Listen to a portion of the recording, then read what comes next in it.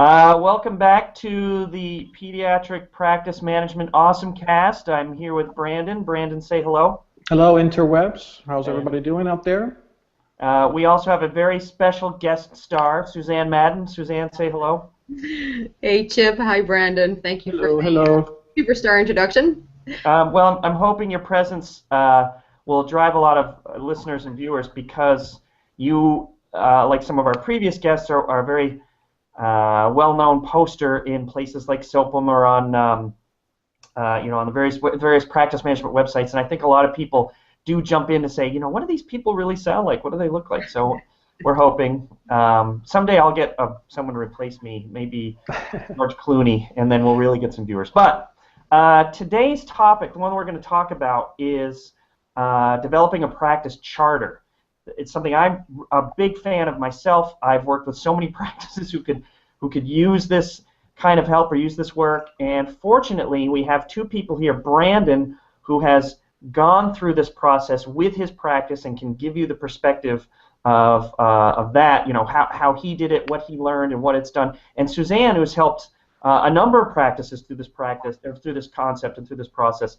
And so you can hear how it works from her perspective. So Brandon, why don't we start briefly with an explanation of what you went through, so we can really turn it over to our awesome expert and hear what she has to say. But let's tell our friends out there what you went through and why you did it. I'll start with the why. We were in the process of deciding whether or not we were going to bring in some partners on board, and one of the things that we were struggling with is identifying what really made a good partner. And so we were going back and forth. What would a partner look like, and things like that. So what we discovered through talking through several people, in fact, Suzanne was a big part of this discussions. We reached out to her and we're like, listen, we're trying to put together something for our potential partners. Where do we begin? And she was the one that suggested a charter. And normally, I tend to not like these sort of documents or these sort of kind of documents that are for very. They just seem like handbook or a protocol, or just like, do we really need something like that? But she sold me on the idea, and we went down this path. And what we discovered, though, with some of the questions that Suzanne started asking and trying to get down to the bottom of exactly what we wanted, is that the document essentially created a blueprint for how the practice should kind of behave. Like, who are we? Like an identity of the practice. But originally that wasn't the intent. What led to that was essentially going down this path of doing kind of like a self-assessment of our strength, our weaknesses, where we wanted to go, what was our definition of success, and all these other things. Those are just some of the things, because we talked about a lot of stuff going down, and that's kind of what led to the journey, the process, and then eventually it became something entirely different than what we originally went down, what we thought that the path was leading us to. And I can talk a little bit more about that, but that's kind of the why we started the charter. And I forgot, thanks to my ADD, your previous question. Well, Brandon, let's talk about what a charter actually is, because that may enlighten our listeners today to just sort of help them understand what that's about. So okay. If I remember correctly, Brandon, our initial conversations were around whether you were going to expand, should you just hire physicians, should you have a partner, and our conversation sort of led to some of the issues that you had in the past about whether or not you had an effective hire, was it a good fit, how did things actually work at the practice. And so I like to sort of use something called a charter, and what a charter is, for the benefit of our listeners today, is really, as you described it, a document, if you like, but it's all about the process. And the process is really getting clear on what's the mission, right? Not just do you have a nice little mission statement. In many cases, practices don't have any mission statement, or it hasn't occurred to them to sort of articulate what their true mission is. And so we sort of start with that and say, well, what are we in business to do? What is sort of our driving force? What is our real mission? What gets us up in the morning, and what do we want to accomplish by coming to work every day? And the reason why a charter, I feel, is so important for practices is because unless you really can clearly articulate and identify what it is that you are getting up and going to work to accomplish every morning, then you really don't have a good opportunity to achieve that every day. And you certainly don't have a good opportunity to hire team members, whether it's physicians, potential partners, office managers, front desk staff, nurses. You don't have a really good way of describing to them what your practice is all about. So how do you know if the person you're bringing on actually fits with your philosophies? So to me, it's all about the process, and that results in a written document, of course, but it's the process, I think, that gets us there. No, absolutely. I really think that that you nailed it there with the process, because it really isn't about the document itself, which is good to have, but but that kind of journey that you go down, and you really, it's just like anything else. The more you put in, the more you'll get out. So obviously, if you just kind of put something together, it's not going to be that meaningful of a journey. But with us, because we were in the process, we were in a situation there that kind of required us to look at our history, see where we have kind of the mistakes we had made, and then trying to put some of those things in place, or lessons, in other words, lessons in place, so we wouldn't come in, do them again. Then we felt that was a great moment at that time to kind of dig deep and then say, okay, well, yeah. By that time, by the way, I think it's important to highlight that we had been in practice, I want to say 6 or 7 years, 6 years. So it wasn't like we did it from the very beginning. Right. And what kind of what we decided is kind of frame it this way. We were at that point basically where we had started for the most part. There's some circumstances that led to that, and I'm not going to get into that. But we said, if you had an opportunity to do it again, how will we go about doing it? Except that now we had 6 years worth of experience that that we can. And in fact, we were at that time at that exact. We almost went, not almost. We went full circle. We were almost, one doctor, just the way that we started, but now we had the infrastructure of 3 providers. So it was just like, well, goodness, what are we going to do? So I think, to highlight it again, one, we didn't do it from the beginning. We did it in our 6th, 7th year, roughly. And second, the process was really important for us, and therefore we really took it, we really engaged in it. And I think that we got a great document as a result. Now, I think that, I don't know if I mentioned this already, but there's multiple things. When we started the charter, the intent was more specifically for the partnership, kind of like a path to partnership. I think is what we started discussing, and then eventually it became a company charter. I mean, that's why I was described that it was like a blueprint on what our values were, what we were, why we came to work. Even if we didn't get paid, we had to identify why is it that we come here. So if it was, if it's for the money, then certainly we can probably go do something else, less demanding and more fulfilling, in terms of money. Sell out to the hospital, no problem. Yeah, exactly.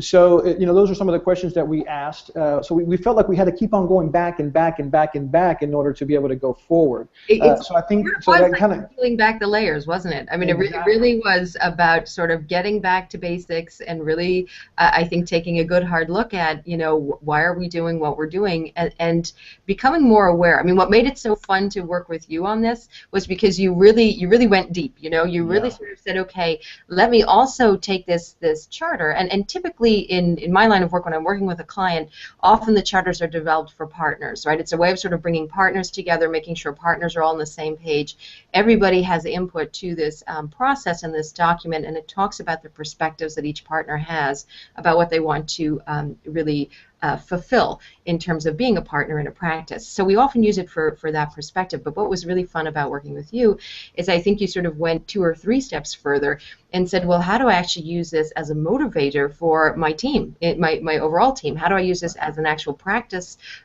charter from the top down, from the bottom up, and across, and make it a sort of a living, breathing document that we refer to in training, in hiring, and just in our sort of day-to-day work. So I found that really appealing. What I found the value once we went down the path was that I've never been fond of rules, and I've always been. Really? I'd never have guessed, Brent. Okay. Well, yeah, that's a little known fact. Little known fact about me. I'll break it to you.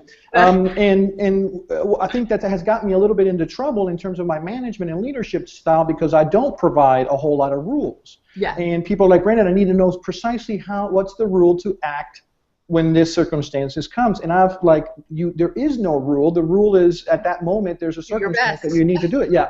So I said, how do other leaders kind of address this issue? And what I found is that they have values. They have values that they go against. You know, it's like even with your kids, you can't obviously prepare them for every single circumstance. But when they get out there, you hope that you've given them and instilled in them a certain amount of values that they'll know to make the right decision when you're not there. Yeah. And I kind of went back to that. In the charter, essentially, is our values. So sometimes, you know, people say, for example, I'll give you a brief example on how we use it from time to time. Like, actually, we don't use it this way, but this is just an example. A lot of people often ask, should I have a policy for social media?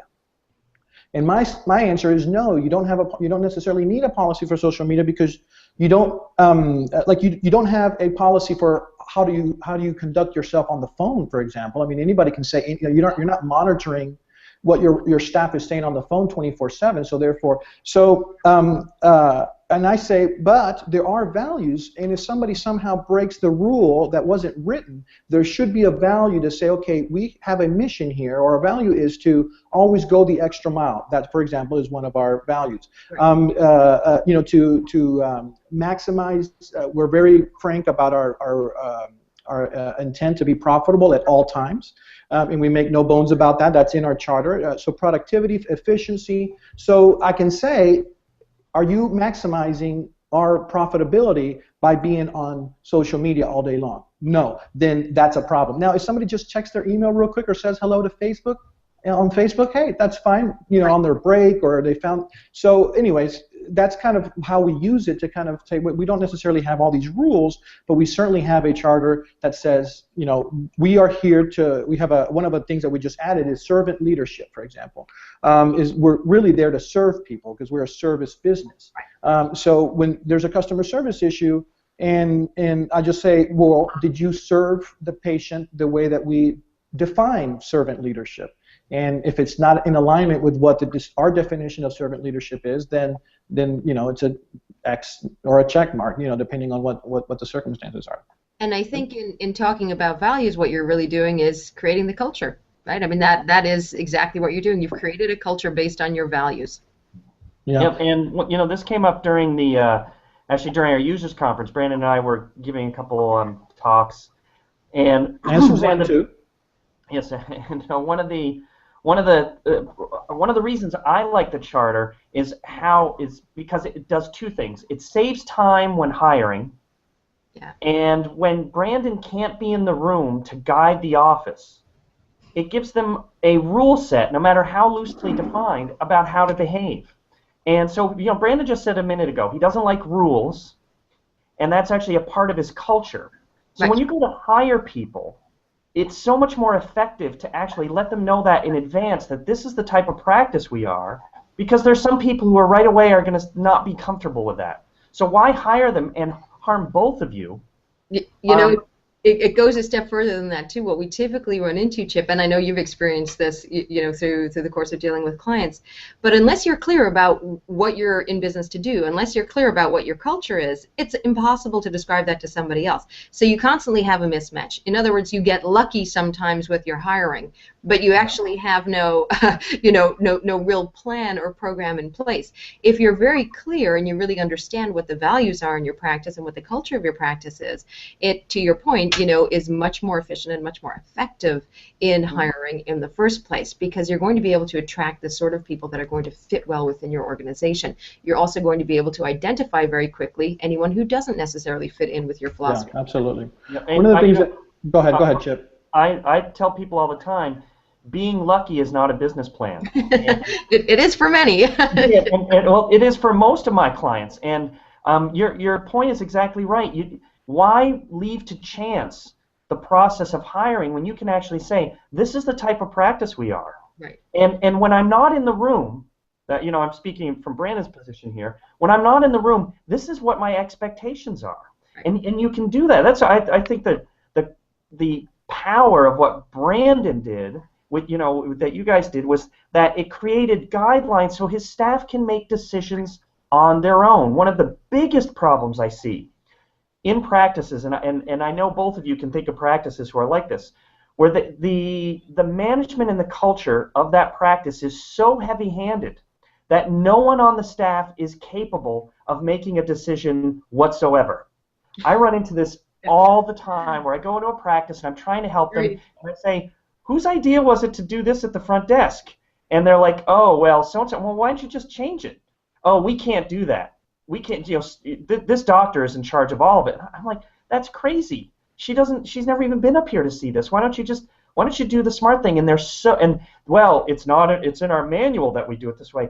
Right. But what Brandon's done instead, and it suits his practice, it doesn't suit every practice, is say, serve the patients. This is my guideline, and if you didn't serve the patient, then it won't ever be the right answer. And to me, in a small practice, you have to do something like that because you can't be there all the time to make all the decisions, and you don't want to.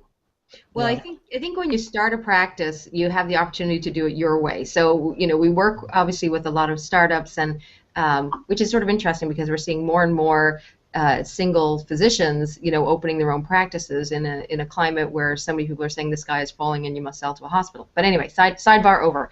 That needs to be a topic. That needs to be a topic in one of our discussions, Chip. Absolutely, Suzanne. 3-4 weeks from now, we're going to come back to that because I'm seeing the same thing. Great, so keep going. It's wonderful. So when you do that yourself, and you are, that solo practitioner, and you have a relatively small practice, you are the culture. That's it. Your personality is what's sort of, the most pervasive thing, and hopefully, you've hired 1 or 2 people that are your key people, and it's all going swimmingly. As you begin to expand, and this is certainly what Brandon experienced, as you begin to expand, things become a lot more complex. And then you really have to sort of think about, who am I bringing into my organization? How am I sort of, extending myself? But the hardest part of the work is really getting clear on the why, right? Why am I doing what I'm doing? What is it that I want to accomplish? What do I stand for? What does our practice stand for? And that's the hard part of the work. And I think Brandon would probably agree with me too. There, you need to sort of sit with it for a while. You work with that material, and we've done practice charters that have included up to 30 physicians at a time. 30. Ooh, I can't even imagine that. I wouldn't even take that job. It's a lengthy job, but a fantastic experience because you have so many different perspectives, and you also begin to sort of in peeling back those layers, you begin to see that all of these different perspectives may have huge variance across them, and so it sort of explains why there are some some dysfunction, why there are some sort of critical issues that may be going on at a practice at any given time. But when you facilitate these sorts of group conversations and group dialogue about really getting to what do we want to be when we grow up, type of thing, it's amazing what the collective group can achieve, and then really sort of galvanize their collective will towards accomplishing in the future. Now, the charter really helped us precisely in that, when we were looking to expand. So one of the things that Susanne helped us to do was to create or craft questions for our candidates that will try to hit some of the highlights of our charter. So that was very helpful because we would basically we would evaluate a candidate, based on our values, but we had a clear vision of what our value was, because before that time it was in our heads, like we had it all in there. But it was, sometimes we eloquently explained it, and sometimes perhaps we didn't.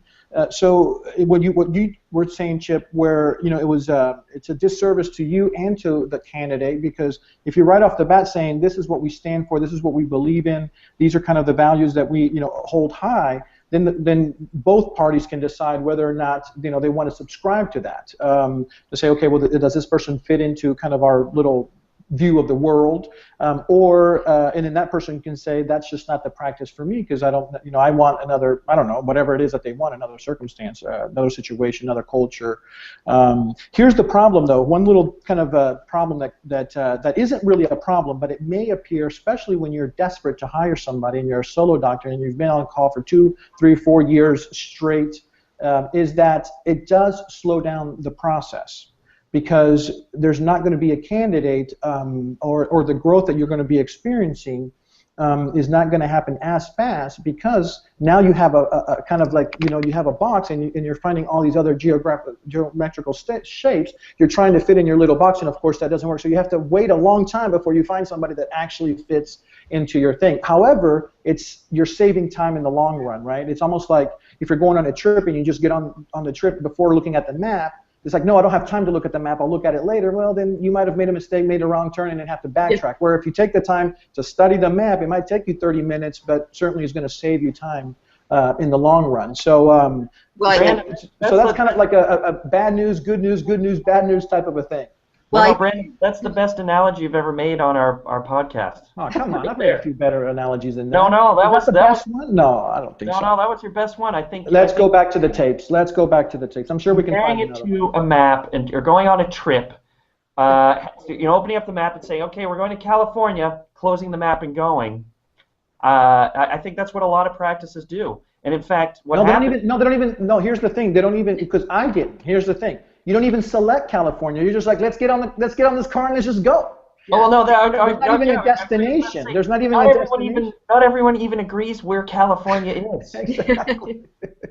So I think that's an excellent point. So let me ask you both then. All right. So one of the objections I get, I've never had this come outright. It always comes sort of subtly or in the language, to putting together a practice charter and a mission statement. All this stuff is a lot of the doctors I work with sort of feel like, oh, this is the soft stuff. This is silliness, and they almost sort of feel like this is the kind of thing that little practices need, or practices who don't want to really focus on the bottom line. What I see, I'm giving you a huge softball here, is what I see many times is the larger a practice is, the more they need this. And I'm wondering if you see that as well. Like the more a practice expands, the more likelihood it is that they've moved from a consistent and parallel goal. Do you guys see the same thing? Well, yeah, I mean, I would have to agree with you on a number of fronts, but I think for different reasons. So to me, it's not necessarily the expansion that sort of gets you further and further away from things. I think it's just that at some point you're sort of layering in bad processes and bad procedures on top of others. And so, the point you made earlier about why is the front desk doing it this way, well, that's what it says in our manual, right? So there's not this sort of constant redressing of what we're doing, why we're doing it, what's our guiding mission. So if you don't have that strong sort of, guiding mission in the first place, it's very easy to get off track, right? It's very easy to sort of, be far removed from your purpose. And so what I'd like to sort of say to practices when we're talking about things like mission statements is, let's not call it a mission statement, because, as you mentioned, a lot of doctors sort of find that fluffy, right? And they think, why am I doing this? I don't want to sit in a room and waste time and pay some consultants, to talk about mission to me. It's very MBA-ish, very MBA. Well, I like to sort of, talk about purpose. What's your purpose? And then just to go around the room and say, okay, everybody write down what you think your purpose is in practice, and let's, take a look at them, and I'll collect them in and read them out. And widely varying purposes. I bet you've had some fun with it. Really, and so, you say, okay, well, so you're telling me that we don't need to go through this process, and you're, finding it hard to figure out is there purpose in this process. But if we come out of this room with only having accomplished the fact that you're all now looking the same direction, then we will have accomplished much. And that usually sort of gets them, much more interested. In our talk at the PCC Users Conference, Chip, a couple of weeks ago, I think what a lot of the audience sort of identified with was this idea of motivating employees by understanding the purpose, right? Wanting to be part of that purpose, wanting to actually be able to act on that purpose. So much the same way that, Brandon has used GEM, I think you call it, Brandon, right? Go the extra. Yeah, the GEM. Mm-hmm. Yeah, I mean, it really inspires people, no less than inspires people, because it gives them an opportunity to really tap directly into that purpose and be a functioning part of that purpose. If you don't lay out the purpose, or you think you know what the purpose is, but you can't articulate it, or it's being articulated 10 different ways by 10 different partners, you have a problem. You have a fundamental problem, and it's going to be very, very difficult to keep your employees motivated and to really be as successful as it can be. Here's another thing that I'd like to jump in and say real quick, that how this applies in another setting that I found very interesting. Southwest Air we've flown, that most people have, they have a very different type of attitude when it comes to flying. They're very fun and all this other thing. So I heard a story where, how if you've been on the flight, that they're very, they joke around and they say funny things and stuff like that. And they were, in one of those instances, they were the flight attendant or whoever was making the announcement, the safety announcements was, I don't know exactly what they said, but they were, saying funny things and trying to make it, fun. And so apparently that person wrote a letter to the CEO complaining about, that wasn't a time and a place, for security, the safety and and this wasn't appropriate, and that should take this more serious and all this other stuff. So you would think, a CEO of a company, that the proper response is, I'm so sorry, we're going to get to the bottom of this. The guy would make it seem like he's bending over backwards to make sure that the problem would get solved. We're going to find that employee. We're going to get, what the guy wrote back, the CEO? We will miss you. Right, exactly. And, right? and why? Because that passenger did not fit with the culture. That's exactly. So, and then I think he wrote, is like, rest assured that we do not take, safety lightly, and wrote all these things. And the message there is, if you go to their website, they have fun as part of their values, and of course safety and all these other things. And one of the things that really made it clear for me so the thing is that they were willing to be punished, in essence, right, because they were going to lose the customer for a value, and that's when you have a value. And I'll turn this into turn the corner for practice management. I advocate a ton, and if you've read my blog and everything, about customer service, and as you said, in our charter we have the GYM the GYM value, which is going the extra mile. And I've had people ask me, like, well, Brandon, there's a fine line between giving everything that the patient wants, or the parent rather. If somebody calls me and they need an antibiotic, I'm not going to go the extra mile for them.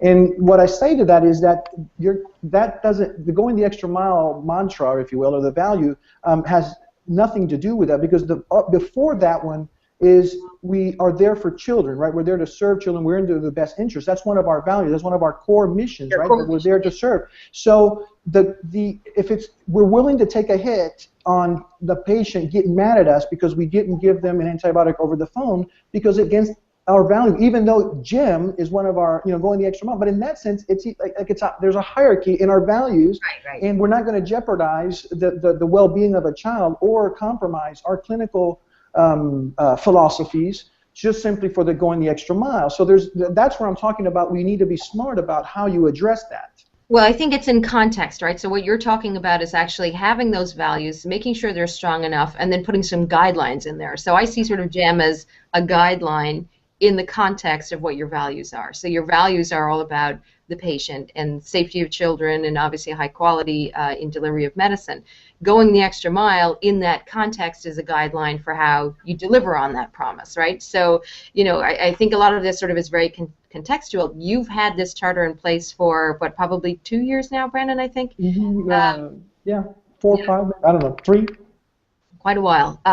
So you've been able to sort of work with it, and what I love to hear from you is just how this is something that you actually are sort of, going back to again and again. In other words, you've made it a living document. It's not a dusty piece of paper that sits on a shelf that gets pulled out maybe when you go to hire somebody and say, yeah, this is what we stand for. You're really utilizing that and allowing that to be a living document, and that's precisely how a charter should work. That's the whole purpose of it is, and it constantly gets updated, right? I mean, there's things that I'm sure you've changed over the years. We just added a few things recently, yeah. Yeah. What we found is that there's certain things that are aspirational. That these are the things that we aspire to be, and other things that actually we are who we are, kind of a thing. Right. And once you have, we have a few years under your belt with this charter, and you think about it and you use it, and you start to realizing, well, this is what we aspire to be. We put and then this is what we actually are. So you kind of define those and then kind of separate those a little bit within the document. But Chip, I wanted to throw in a little comment also when you said that, about the participation. If you heard my talk about my marketing in the story, I'm also I don't follow rules, and I love to tell stories. I guess those are two little facts about me. But so I think the storytelling sells this emotional thing, and in terms of creating a culture, I think it's highly valuable, right? So one of the things that the charter also allowed us to do was to sit down with our staff and to kind of tell the story of how the charter became to be. Like, why did we put the things that are there? And so it gains, even though they didn't participate in creating the charter, because you described a 30-doc process, charter. We are not a democracy. We are a dictatorship in our in our practice, and that's the way we like it. So they didn't participate. So when we got there, but listen, guys, here we want you to, now that we're kind of defined most of this stuff, we're going to bring you into the process, and we're going to describe to you what was our thought process, why did we go this route, where were the other, what are the things that we were thinking about and trying to communicate, but we had a hard time doing it. And now people have a much better idea of where everything comes from, which we found very valuable. And in fact, we haven't done it in about 2 or 3 years, this conversation, and just recently I decided to have another meeting and actually repeat that. And in fact, we should probably do about every year, I think. It's been a little while, but just because we have new employees, and the other thing is that people forget too. So, Sure. So I just wanted to throw that in there. So let me ask. I'll ask both of you, and we'll see where we go with this. So let's say you're listening to this podcast, and you say to yourself, okay, I get that. I understand what a charter can be, and I understand a little bit of the process that Brandon went through to get there. Is this something I need to do, or how would I go about doing this? I'm going to offer a very brief, practical suggestion, and then I'm going to turn it over, I guess, to you, Susanne, to say, okay, how would someone go through the process of learning about themselves? And so my suggestion is this. If you've listened this far to the podcast and you say to yourself, you know what, we don't need to do this. In fact, I should have said this all the way at the beginning of the podcast. If you don't think having a charter or a mission or whatever you want to actually, in fact, call it a purpose is important, I would challenge you to do this. If you have partners, if you have, actually, whether it's partners or not, if you have just other clinicians in your office, give them half a piece of paper with a question at the top that says, what is the purpose of this practice? And have them, without conferring with each other, answer that question. Gather up the answers, just like Susanne talks about. And then go to your staff and do the same thing and gather those questions. Now, if you are lucky, if your business plan is to be lucky, and it turns out that you are all, in fact, pretty much on the same page, then you're right. You're one of that magic 5 or 10% who don't need to go through this process. But if you're anything like any normal practice I've ever been to with 5 physician partners and 8 different purposes, you know, distributed evenly within the practice, you do need to look at this. So the first thing I'll tell you is go do a quick test. It will take you 30 minutes to find out whether or not you are all operating on the same page. And then assuming that you're not, Susanne, what should a practice do to start this process, to get this ball rolling and start doing a self-examination? Well, before I answer the question, Chip, I have to throw in, be ready to get the question, I don't understand the question. Okay? Oh, yeah. Sometimes when we do this and say, what's the purpose of the practice, people will actually say, but I don't understand. I don't understand what you're asking me. Okay, so you know, explain that the question you're asking is, you know, what are we really doing? What do we aspire to? I think is a terrific way to put it. The way Brandon had mentioned, you know, what do we aspire to achieve every day, and see what they say. Gathering up those answers and realizing in fairly short shrift that you have you know, huge variation across the responses. What do you do next? Well, you know, sit in a room, pull everybody together, and say, look, you know, you particularly want to hear from the founders, right? Here's the purpose of the practice. Now, we've worked with practices that are 50 years old. The founders are no longer there. They may have passed on, they may have retired, etc. But really sort of understanding, you know, what do we think our practice is all about, and talking through that. And it really is it's a dialogue, and there can be some heated discussions where some people say, you know, I believe that quality is the most important thing, and that's why I keep up to date on every new AAP guideline, and that's why I go to great lengths to, you know, perform all of these, you know, patient satisfaction surveys, etc. And you may have another doctor that says, look, you know, I think that our mission is really about, you know, delivering care in an efficient and technologically enabled manner, and that's why, you know, I brought in the EMR last year.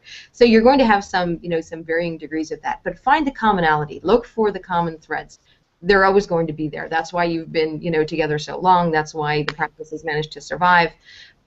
Really find the commonality in that, and let that be sort of your building block. Basically, you're saying, okay, I see that we all agree on the following, and it may just be 1 or 2 points, and you say, let's build from there. Let's talk about this. Let's talk about what we want to aspire to be, given that we all have viewpoints on this now. Is Brandon getting down the charter?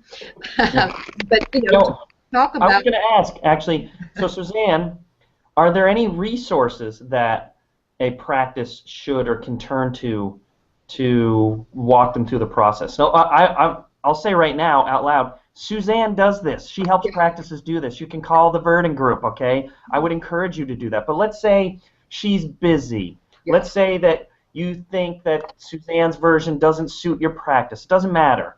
So what resources does someone have? You know, really in practice management, not a lot, right? I mean, we see a lot of this sort of happen with, you know, psychological forces when we're looking at sort of big corporations, right, where you really bring in sort of organizational psych managers to work through some of this stuff. You see it at the marketing level, again, with big corporations when they're really figuring out, you know, what's our brand, right? So you really, you know, you could do some research about a brand, creating a brand, communicating your brand to others. That's probably a good place to really sort of, you know, look and identify and see what, you know, what actually might sort of work that way. But you could also do some research about mission statements, how to create a mission statement. And again, that sort of gets more into the fluffy territory, but there's some good information out there, you know, on the internet that really sort of talks about the process of developing that. And that's realistically what you do want to come up with. You do want to end up with a mission statement because it's a nice way to articulate in a very sort of efficient and effective way what that core purpose is actually all about. So sort of important, I think, to do that. But to your point, are you going to be, if you Googled practice charter, are you going to find practice charter out there?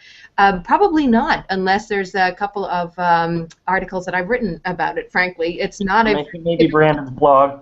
You know, it's not. I don't think I've blogged about the practice charter. I've referenced it, but I don't think I specifically have blogged about it. Right. Oh, okay. Right. That's pretty much where you're going to find that material. You know, and this isn't something that's very commonly done. It is something, though, to your point, Chip, that really should be done much more frequently. And we find practices that say, yeah, we have a mission statement. Yeah, we sort of went through a process like that. You know, I would hazard a guess that the process you went through was to sit in a room and come up with words. And I've been down that road with other clients before, where unless there really is this buy-in, unless there is a real understanding that this is about purpose and this is about aspiration, you are going to find people that are, you know, just sort of come up with words and hope that you know, will sort of close the agenda item on what it is that they're doing with this project. And that really misses the mark and is a real shame. So yeah, I think the core I find that if I want to say this carefully, not to give the wrong impression. If there isn't some level of discomfort and pain in the process of identifying that purpose, or if there isn't someone saying, wait a minute, I had no idea that this is what we were doing, then chances are, I don't want to say this is always true, but chances are you're not trying hard enough and you're actually all settling on something. I'm hesitating because it's perfectly possible for a smaller practice that's been in sync for a long time to not have a very painful process. But by and large, if you've got a group of 6 or 8 or 10 partners and there isn't someone who's really like at total perpendicular odds to what everyone else is doing, then I mean, that's a very unique practice. I've been in too many practices where I look around and say, why are you guys even in business together? Right. You have totally different missions and goals. You get up every morning and you are trying to do this, and you are trying to do that, and they are not supportive goals. And that's exactly what we're trying to solve for in a process like this, right? Is how to be a much more cohesive unit, how to instill success at every level in your practice. Because otherwise, as you say, you're pulling against each other. You're not pulling together. You're not working, you know, towards the same goals. You're not all looking in the same direction.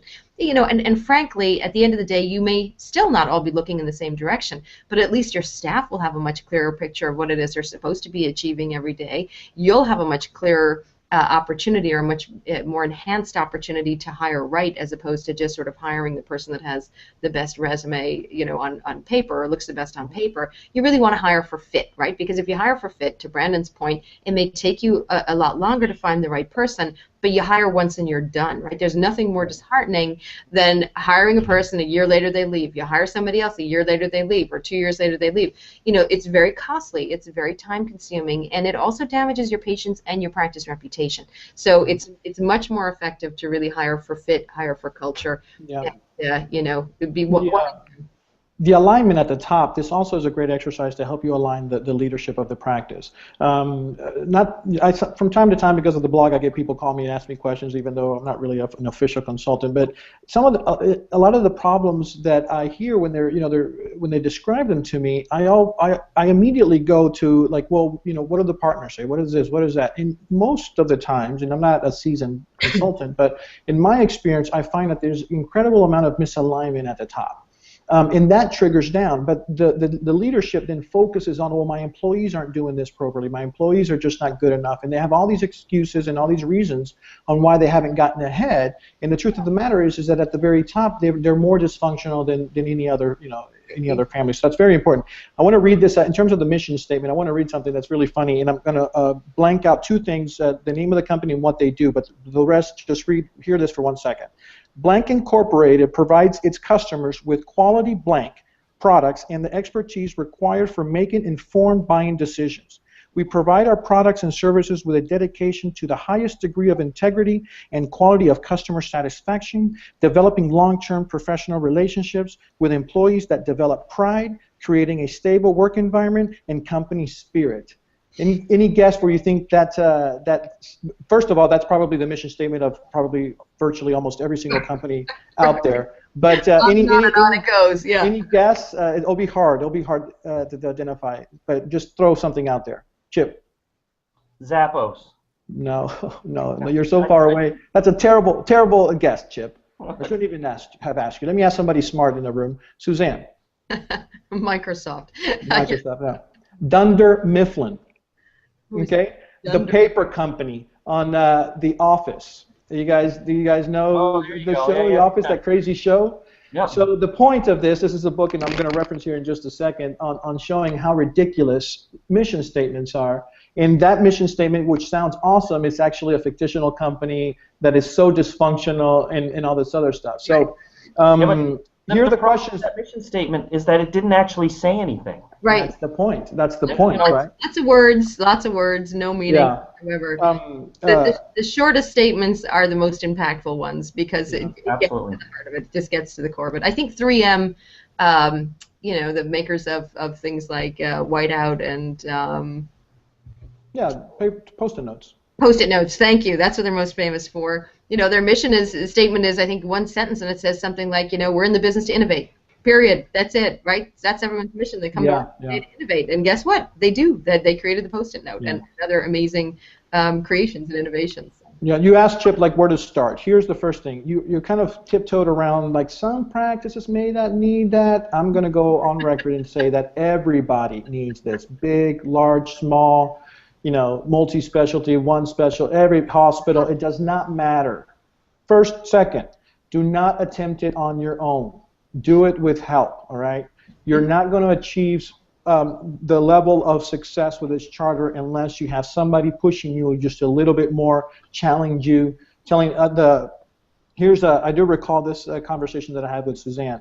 I'm a business guy, I have a master's, like all this stuff, right? Business degree and all this other stuff. But here's the thing. Most people can work out on their own. Right? I mean, most people can, and a lot of people do. But there's something to be said about having a personal trainer there challenge you. Some people have the discipline, but most, especially when it comes to this is painful. This is like budgeting almost. It's like it's important, but it could be painful. And you're only happy about budgeting when you've completed the budget. But when you're doing the budget, it just completely stinks, right? This is kind of in that territory, although it can be fun because you start, but it's only fun when you look in retrospect. It's never fun in the middle of it, all right? So you need, because you're going to get discouraged, you're going to have an issue with your partners, you're not going to have clarity, one day you're going to think something, the next day you're going to think something, and your inclination is to go ahead and just kind of compromise, and then instead of making a hard decision, you're just going to put both of your thoughts in there, and at the very end, you're going to have a document. And for those of you that are listening, I'm with my hand making like a thick document. So yeah, that's that. Find somebody that can do it. I would say get Suzanne. She's had practice with it, but of course, you can get anybody. But that's what I would do. Now, If all that doesn't work for you, then I think that there's some questions that you need to ask, all right? And here are the questions. I've got 6 questions for you to do. Why do we exist? Have everybody, your leadership team, answer that question like you suggested, Chip. Why do we exist? How do we behave? All right. So in other words, what do we need to do in order to achieve that existence? How do we behave? Right. What is it exactly that we do? What do we do? And this needs to go beyond the we take care of children, because that's like saying, I don't know, we have a restaurant and we make quality food. That's what pediatric is. You're supposed to make quality food, because that's just that you don't even mention that. The highest level of food. No. Here, just a little parentheses. Starbucks, they don't make coffee. If you hear any of the leadership team, they tell you that they're in the business. They're in the business of people. So there's the warmth, to feel good, to have people. They're not in the coffee making business. It just so happens that they sell coffee, but they're in the business of people. Right. So that's what do we do essentially is that. How will we succeed? All right. How do you know you've actually achieved it? All right. And then these are, this could help. What is the most important thing right now? This question is designed to be able to get people in alignment with what the priority is. So what is the most important thing right now? So everybody's going to have their most, and you got to narrow it down. And then you decide who does what. So that's the kind of a sign. But anyways, where I'm reading these questions, I'd like to think that I'm smart enough to come up with these questions and this clarity. And Chip, I've brought this book up many times on the podcast. I think that you should all go out and get it. This is the name is Patrick Lencioni is the author. He is a business consultant, but it's funny because he's a business consultant, but he deals with this sort of fluffiness, if you like, for lack of a better term. And his point is that this fluffiness, the companies that do this very, very good, are the ones that have the advantages over other companies. And in fact, that story that I just told about Southwest is in fact in this book, and he works with them.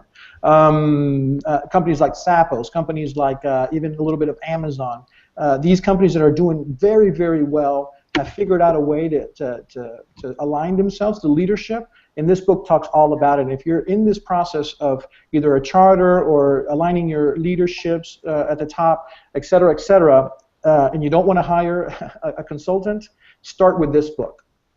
You know, I like to sort of liken this to therapy. You go to therapy to sort of get in touch with yourself, who you are, right? What motivates you? Why do you do the things you do? It's organizational therapy that you're really engaging in here, you know, to be quite frank. That's really what you're doing. And so, to Chip's point, it can be really, really hard. And if you're not having some difficult conversations, you're not doing it right. Okay, it's the same with therapy. If you just going to your therapist every week and having a pleasant conversation for an hour and leaving the office feeling fine, then you're not going deep enough. So, you know, it really is sort of organizational therapy, and that's why, yeah, everybody can you know, stand to do it. I mean, even the startup companies where we're dealing with just one physician, I always ask the question, so what is it you want to achieve with your practice? And I often get that I don't understand the question. I just, you know, I want to have a successful pediatric practice, blah, blah. Okay, well, what's going to make you different?